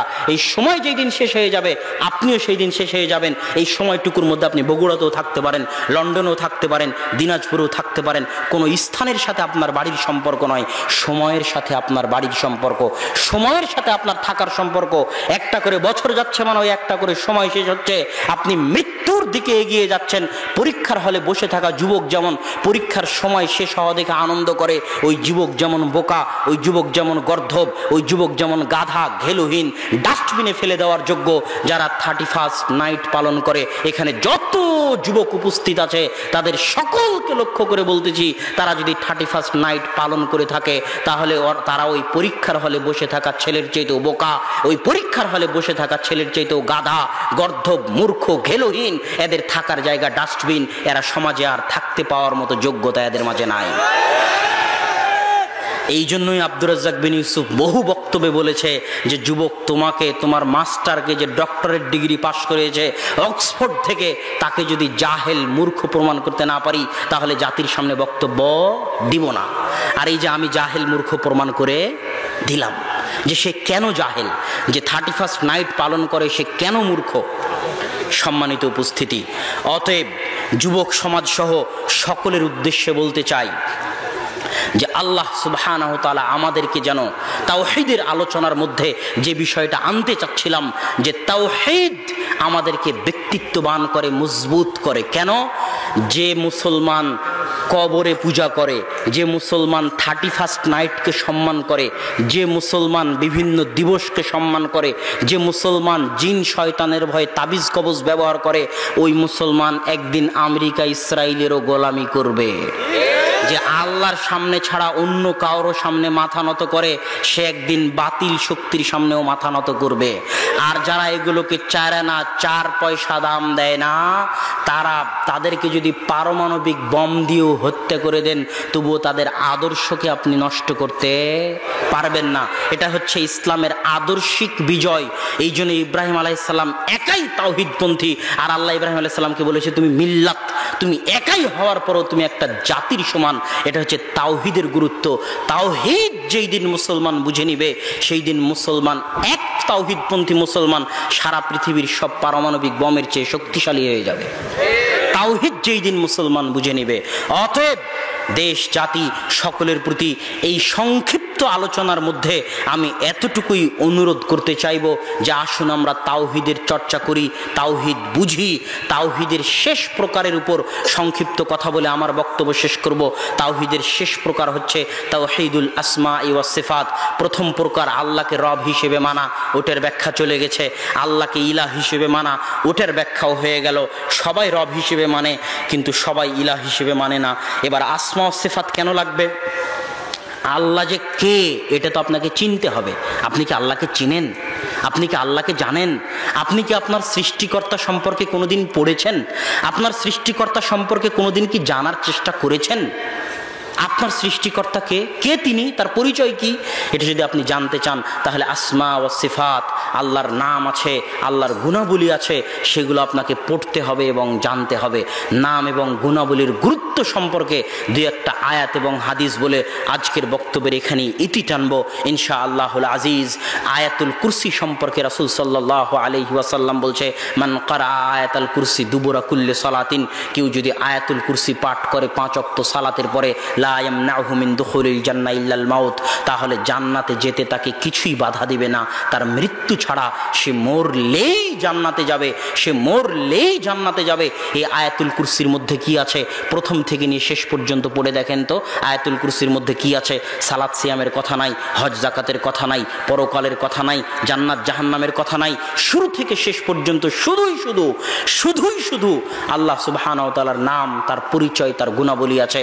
আল্লাহু লা ইলাহা ইল্লা হুয়াল হাইয়ুল কাইয়্যুম লা তাখুযুহু সিনাতুন ওয়ালা নাওমুন লাহু মা ফিস সামাওয়াতি ওয়াল আরজ। এই যে লাহু মা ফিস সামাওয়াতি ওয়াল আরজ এর মানে কি সম্পূর্ণটুকু ব্যাখ্যা করার হয়তো সময় নাই। আল্লাহ বলছেন আসমান এবং জমিন এবং তার মাঝে যা কিছু আছে সবই আমার। আর আরেক আয়াতে আল্লাহ বলছেন ইউসাব্বিহু লিল্লাহি মা ফিস সামাওয়াতি ওয়াল আরজ, আসমান জমিন এবং তার মাঝে যা কিছু আছে সবই আল্লাহর তাসবিহ পাঠ করে। আল্লাহ যদি বলতেন ইউসাব্বিহু মান ফিস সামাওয়াতি ওয়াল আরজ, আসমান এবং জমিনে যদি মান আরবি শব্দটি আল্লাহ ব্যবহার করতেন তাহলে বুঝতাম আসমান জমিনে যাদের বুদ্ধি আছে, যাদের প্রাণ আছে, যাদের বিবেক আছে একমাত্র তারাই আল্লাহর তাসবিহ পাঠ করে। কিন্তু আল্লাহ বললেন ইউসাব্বিহু লাহু মা, আসমান এবং জমিনে মা মানে যত জীব জন্তু জড় পদার্থ বস্তু, এই মাইক, এই জুব্বা, এই খাতা, এই টেবিল, এই আসমানের নিচে জমিনের উপরে যত ধূলিকণা বালিকণা, স্বয়ং আসমান, স্বয়ং জমিন, স্বয়ং পাহাড়, স্বয়ং গাছ, এর মাঝে যা কিছু আছে প্রত্যেক ধূলিকণা বালিকণা আল্লাহর তাসবিহ পাঠ করে। কেন বিশ্বাস হয় না? বিশ্বাস হয়। দলিল দিব। আল্লাহ সুবহানাহু ওয়া তাআলা যখন ইব্রাহিম আলাইহিস সালাতু ওয়াস সালামকে আগুনে নিক্ষেপ করা হলো তখন আল্লাহ বললেন ইয়া নারু কুনি বারদাও ওয়া সালামান আলা ইব্রাহিম, হে আগুন তুমি ইব্রাহিমের জন্য ঠান্ডা হয়ে যাও। আগুনের কি জীবন আছে? আগুনের কি প্রাণ আছে? আগুন তো জড় বস্তু, তো আগুন কি ঠান্ডা হয়নি? মুসা আলাইহিস সালাতু ওয়াস সালাম যখন নদী পার হলেন তখন লাঠি নিক্ষেপ করলেন, নদী রাস্তা তৈরি করে দিল। তুই সমুদ্রের পানির কি জীবন আছে? এটা তো জড় বস্তু, জলোচ্ছ্বাস পানি দিয়ে হয়, পানির কি জীবন আছে? 150-200 কিলোমিটার গতিতে বাতাস প্রবাহিত হয়, বাতাসের কি জীবন আছে?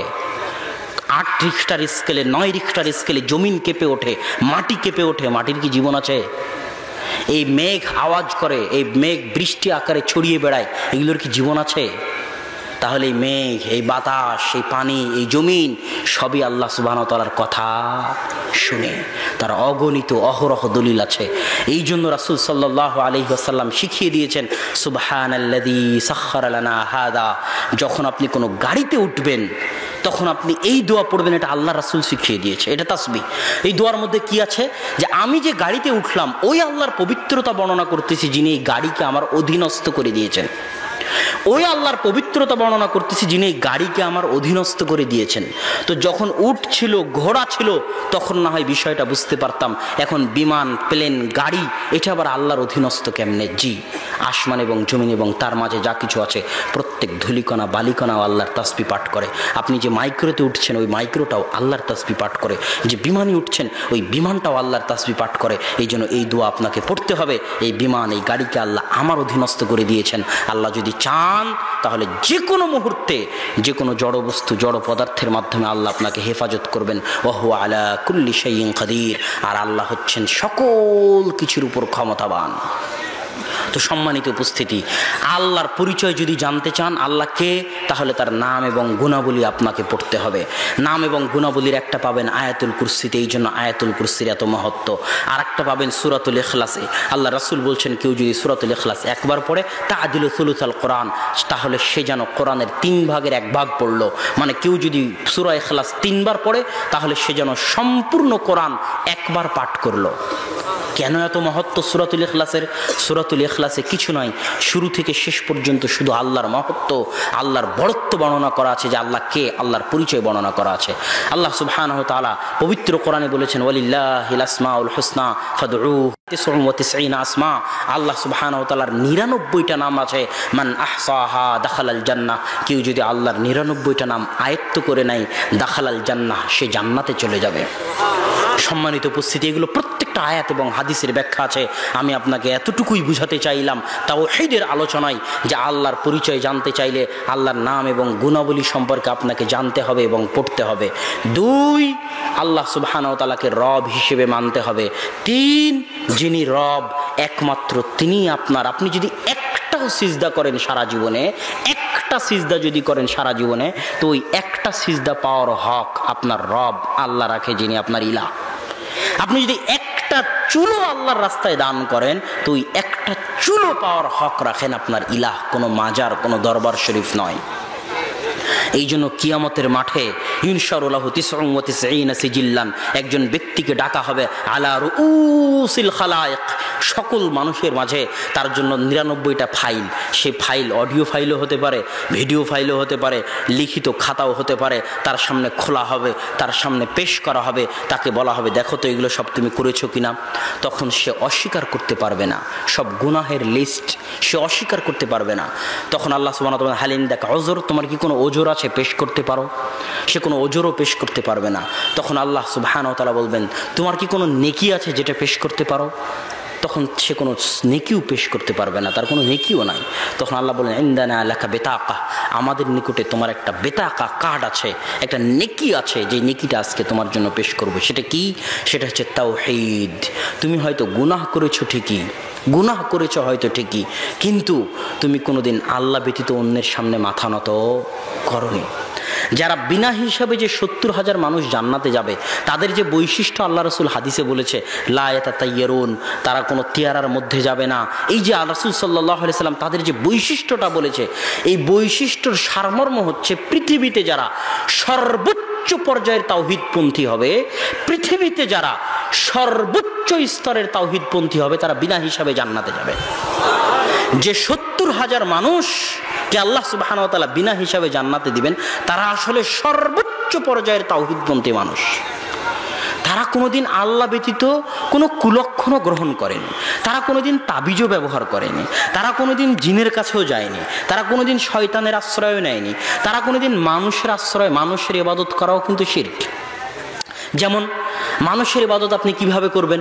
মানুষ আপনাকে বলতেছে যে তুমি যদি এটা না করো তাহলে এটা করো, তুমি যদি দাড়ি না কাটো তাহলে চাকরি ছাড়ো।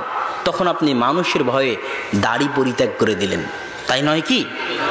আপনি মানুষের নিকটে চাচ্ছেন যে আপনি আমাকে সহযোগিতা করেন, আপনি আমাকে বাঁচান বিপদে পড়ে, কিন্তু আল্লাহ সুবহানাহু ওয়া তাআলার নিকটে চান না। তার মানে আপনি এখনো পূর্ণাঙ্গ তাওহীদপন্থী মুমিন হতে পারেননি। পূর্ণাঙ্গ তাওহীদপন্থী মুমিন অনেক ব্যক্তিত্ববান, অনেক ভারাত্বপূর্ণ। তাওহীদ মানুষকে যতটা ব্যক্তিত্ব দিতে পারে, যতটা ভারাত্ব দিতে পারে, যতটা মর্যাদা দিতে পারে, পৃথিবীর আর কোনো বস্তু ততটা দিতে পারে না। তাওহীদ আপনাকে ভাঙতে দিবে না কোনোদিন, আপনি কোনোদিন ভেঙে পড়বেন না, কেননা আপনার সাথে আল্লাহ আছে। তাওহীদ থাকলে আপনার মধ্যে কোনোদিন রিয়া আসবে না। রিয়া বুঝেন তো? কোনোদিন রিয়া আসবে না। ইখলাস থাকবে। যদি আপনি পূর্ণাঙ্গ তাওহীদপন্থী মুমিন হতে পারেন, তাহলে আপনার সালাত, সিয়াম, হজ, যাকাত, ইবাদত সবই হবে আল্লাহর সন্তুষ্টির জন্য। আর যদি সামান্য পরিমাণ রিয়া আসে, তাহলে আপনি পূর্ণাঙ্গ তাওহীদপন্থী থেকে কেটে গেলেন, মানে বিনা হিসেবে যারা জান্নাতে যাবে ওই 70,000 থেকেও কেটে গেলেন। তো ওই 70,000-এর মধ্যে ঢুকার সবচেয়ে বড় শর্ত হচ্ছে, সেটা কি? সেটা হচ্ছে আপনাকে পূর্ণাঙ্গ সর্বোচ্চ পর্যায়ের তাওহীদপন্থী মুমিন হতে হবে। সম্মানিত উপস্থিতি, আল্লাহ সুবহানাহু ওয়া তাআলা আমাদেরকে, আমাদের যুবকদেরকে তাওহীদপন্থী হওয়ার তৌফিক দান করুক, আল্লাহুম্মা আমিন। বক্তব্যের শেষে চলে এসেছি, কিন্তু যে কথাটা আমি সব জায়গাতেই বলি বক্তব্যের শেষে, সেই কথাটা এখানেও বলে শেষ করি। সেটা হচ্ছে মা এবং বোনদের উদ্দেশ্যে। মা এবং বোনেরা হচ্ছে আমাদের সবচেয়ে বড় সম্পদ। সারা পৃথিবীতে ওই যে আব্বুর কথাটা, ইহুদি পরিকল্পনা করে টাকা দেয় খ্রিস্টান, মাঠকর্মী মুসলমান, এই বাক্যকে আপনি যেখানে ইচ্ছা সেখানে ফিট করতে পারবেন। তো সারা পৃথিবীর ইহুদি খ্রিস্টানদের পরিকল্পনা হচ্ছে মুসলমান মা এবং বোনদেরকে ঘর থেকে বের করে নিয়ে যাওয়া। তুমি বেকার, তুমি বাড়িতে বসে আছো, তুমি হাউস ওয়াইফ, চাকরি বাকরি করতে হবে, রাস্তায় আসো, অধিকার নিতে হবে, বেপর্দা হয়ে চলতে হবে, সব কিছু এই যে তাকে বাইরে বের করে নিয়ে আসা, বেপর্দার মধ্যে পরিচালনা করা, এটা একটা পরিকল্পনার অংশ। এটা একটা পরিকল্পনার অংশ। এই জন্য সব জায়গায় দেখবেন মেয়ে, এখন যদি সৌদি আরবও যান তবুও দেখবেন যে ওই যেখানে রিসিপশন সেখানে দেখবেন সৌদিতে এখন মেয়েরা বসে আছে। এটা ইহুদি খ্রিস্টানদের বৃহৎ পরিকল্পনার অংশ। মুসলমানদের মেয়েদেরকে বাড়ি থেকে বের করে নিয়ে আসো। কেন? মুসলমানদের মেয়েরা যদি খারাপ হয়ে যায়, মুসলমানদের মেয়েরা যদি নষ্ট, ধ্বংস হয়ে যায়, তাহলে এই জাতিকে ধ্বংস করার জন্য আর কিছু লাগবে না। যে মেয়ে বেপর্দা হয়ে চলে, যে মেয়ে অপবিত্র হয়ে গেছে, যে মেয়ে প্রেম প্রীতি করে, সেই মেয়ের পেট থেকে সালাহুদ্দিন আইয়ুবীর জন্ম হতে পারে না। সেই মেয়ের পেট থেকে মোহাম্মদ বিন জিয়াদ, তারিক বিন জিয়াদ, মোহাম্মদ বিন কাসেম এদের জন্ম হতে পারে না। ওমর ইবনুল খাত্তাব, ইমাম বুখারী, ইমাম মুসলিমের জন্ম হতে পারে না। সারা বাংলাদেশের সব মেয়ে যদি রাস্তায় বের হয়ে গার্মেন্টসে গিয়ে কাজ করে জাতির যতটা না উপকার করতে পারবে, একটা মেয়ে যদি ঘরে বসে একজন সৎ আদর্শবান ব্যক্তিত্ববান ছেলে মানুষ করে যেতে পারে, তো ওই ছেলে তাদের চাইতে 1000 গুণ বেশি জাতির উপকার করতে পারবে। সম্মানিত উপস্থিতি, এই জন্য মেয়েদেরকে তাদের গুরুত্ব বুঝতে হবে এবং আপনার মধ্যে গায়রাত, আত্মমর্যাদা থাকতে হবে। আল্লাহ হচ্ছেন সবচেয়ে বড় গায়ুর, আত্মমর্যাদা সম্পন্ন। আপনার মধ্যে কি গায়রাত থাকতে হবে?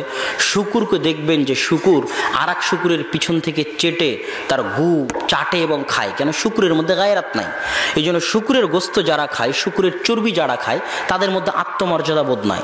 তাদের স্ত্রী, তাদের মেয়ের সাথে যদি অন্য কেউ তাদের চোখের সামনেও জেনায় লিপ্ত হয়, তবুও তাদের ভিতরে কোনো অনুভূতি সৃষ্টি হয় না, কেননা তারা শুকুরের গোস্ত খায় আর শুকুরের মধ্যে আত্মমর্যাদা নাই। কিন্তু উটের মধ্যে সবচেয়ে বেশি আত্মমর্যাদা আছে, উট এটা সহ্য করতে পারে না। আর আল্লাহ সুবহানাহু ওয়া তাআলা সবচেয়ে বড় গায়্যুর। তো আপনি মোহরানা দিয়ে বিবাহ করে এনেছেন, আপনার বউকে আর একজন দেখবে, আপনার মেয়েকে আপনি খাওয়ান পরান, আর আপনার মেয়ে রাস্তায় বেহায়া বেলেল্লাপনা হয়ে চলবে, এটা যদি আপনার সহ্য হয়, তার মানে আপনার শরীরে আর কোনো রক্ত নাই, সব কি হয়ে গেছে? পুজ হয়ে গেছে। মানে আপনি এখন আত্মমর্যাদা সম্পন্ন পুরুষ নন।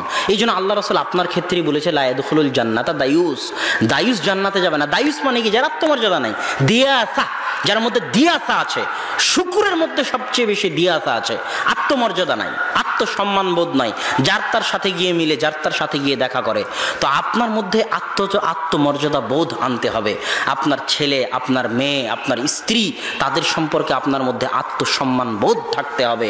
পর্দার মধ্যে আত্মমর্যাদা আছে, পর্দার মধ্যে আত্মসম্মান আছে। মেয়েরা প্রদর্শনের বস্তু নয়, মেয়েরা বিক্রিযোগ্য নয়। আদম সন্তানের কোনো অঙ্গই বিক্রিযোগ্য নয়। আপনি চুল বিক্রি করতে পারবেন না, কেননা এটা আদমের শরীরের অংশ, এর সম্মান আছে। আপনি কিডনি বিক্রি করতে পারবেন না, দান করেন, বিক্রি করতে পারবেন না, কেননা ধান, চাল, গম, গরু, উট রাস্তাঘাটে বিক্রি হয়। আদম সন্তান কি বিক্রি করার যোগ্য? আদম সন্তানের সম্মান আছে, আদম সন্তান বিক্রিযোগ্য নয়। উট, গরু, ছাগল বিক্রি করা যেতে পারে, আদম সন্তান নয়। এই জন্য আদম সন্তানের কিডনি, চুল কিছুই বিক্রি করা যাবে না। ঠিক তেমনি মা এবং বোনেরা বিক্রিযোগ্য নয়, পণ্যদ্রব্য নয় যে তাকে চেহারা দেখিয়ে অ্যাডভার্টাইজের মাধ্যমে টাকা ইনকাম করতে হবে, চেহারা দেখিয়ে বিমানবালা হয়ে চাকরি করে চেহারা বিক্রি করে টাকা ইনকাম করতে হবে। এটা নিজেকে বিক্রি করা, নিজেকে বস্তুতে পরিণত করা, নিজেকে পণ্যদ্রব্যে পরিণত করা, নিজেই নিজের সম্মানহানি করা, নিজেই নিজের মানহানি করা। এরকম বুঝার, এরকম অনুভূতি শক্তি যদি মা এবং বোনদের থাকতো, তাহলে কতই না ভালো হতো। মা এবং বোনদের এই অনুভূতি শক্তি কামনা করে যে আল্লাহ সুবহানাহু ওয়া তাআলা আপনাকে সবচেয়ে বড় জিম্মেদারি দিয়েছে, মা ও বোনদের সবচেয়ে বড় জিম্মেদারি একজন সন্তানকে সুসন্তান রূপে পালন করা, মানুষ করা। এটা সবচেয়ে কঠিন কাজ, সবচেয়ে কঠিন কাজ পৃথিবীতে। এর চেয়ে কঠিন, এর চেয়ে কঠিন, এর চেয়ে কঠিন কাজ পৃথিবীতে আর নাই। পারমাণবিক বম বানানো অত কঠিন নয়, মঙ্গল গ্রহে যাওয়া অত কঠিন নয়, চন্দ্র গ্রহে যাওয়া অত কঠিন নয়, একটা সন্তানকে সৎ মানুষ রূপে গড়ে তোলা যত কঠিন। আর এই কঠিন দায়িত্ব আল্লাহ মা এবং বোনকে দিয়েছে। সে যদি ব্যক্তিত্ববান না হয়, ভারাত্বপূর্ণ না হয়, সালাত আদায় না করে, টিভি সিরিয়ালের সামনে বসে থেকে সারাদিন টিভি সিরিয়াল দেখে, স্বামীর সাথে ঝগড়া করে, তাহলে ওই মার পক্ষ থেকে সৎ সন্তান কামনা করা যেতে পারে না। সন্তানকে কান্না থামানোর জন্য যে গান বাজায়, গান বাজানোর মাধ্যমে সন্তানের কান্না থামানো হয়, ওই সন্তান বড় হয়ে যদি লুচ্চা বেয়াদব না হয়, কে হবে? সন্তানকে গল্প শোনানো হয়, আগডুম বাগডুম কিচ্ছা কাহিনী, টম জেরির কার্টুন দেখানো হয়, তাহলে সন্তান কেমনে আদর্শবান হবে? সন্তানকে আদর্শবান করতে হলে ইব্রাহিম আলাইহিসসালামের কাহিনী শোনাতে হবে। সন্তানকে আদর্শবান করতে হলে মুসা আলাইহিসসালামের কাহিনী শোনাতে হবে। সন্তানকে আদর্শবান করতে হলে ইউসুফ আলাইহিসসালামের কাহিনী শোনাতে হবে। সন্তান যেমন মজা পাবে, কেন এই কাহিনীগুলো অনেক রোমান্টিক, অনেক চমৎকার, এত সুন্দর কাহিনী হয়তো পৃথিবীর মানুষও তৈরি করতে পারবে না। ইউসুফ আলাইহিসসালামের মতো কাহিনী, মুসা আলাইহিসসালামের মতো কাহিনী, এত সুন্দর কাহিনী পৃথিবীর মানুষও বানাতে পারবে না। যেমন সুন্দর কাহিনী তেমন শিক্ষণীয়, সন্তানকে এইগুলো শোনাতে হবে। তো সন্তান লালন পালন করার ক্ষেত্রে মা এবং বোনদেরকে আরও সচেতন, আরও চৌকস, আরও ব্যক্তিত্বপূর্ণ, আরও ভারাত্বপূর্ণ হতে হবে। যুবক মা এবং উপস্থিত সকল মুসল্লির প্রতি পূর্ণাঙ্গভাবে তাওহীদপন্থী, ব্যক্তিত্ববান, ভারাত্বপূর্ণ, আত্মমর্যাদা সম্পূর্ণ হওয়ার আহ্বান জানিয়ে এবং আমার জন্য দোয়া চেয়ে আমি আমার বক্তব্য শেষ করতেছি। ওয়া আখির দাওয়ানা আনিল হামদুলিল্লাহি রাব্বিল আলামিন। আসসালামু আলাইকুম ওয়া রাহমাতুল্লাহি ওয়া বারাকাতুহু।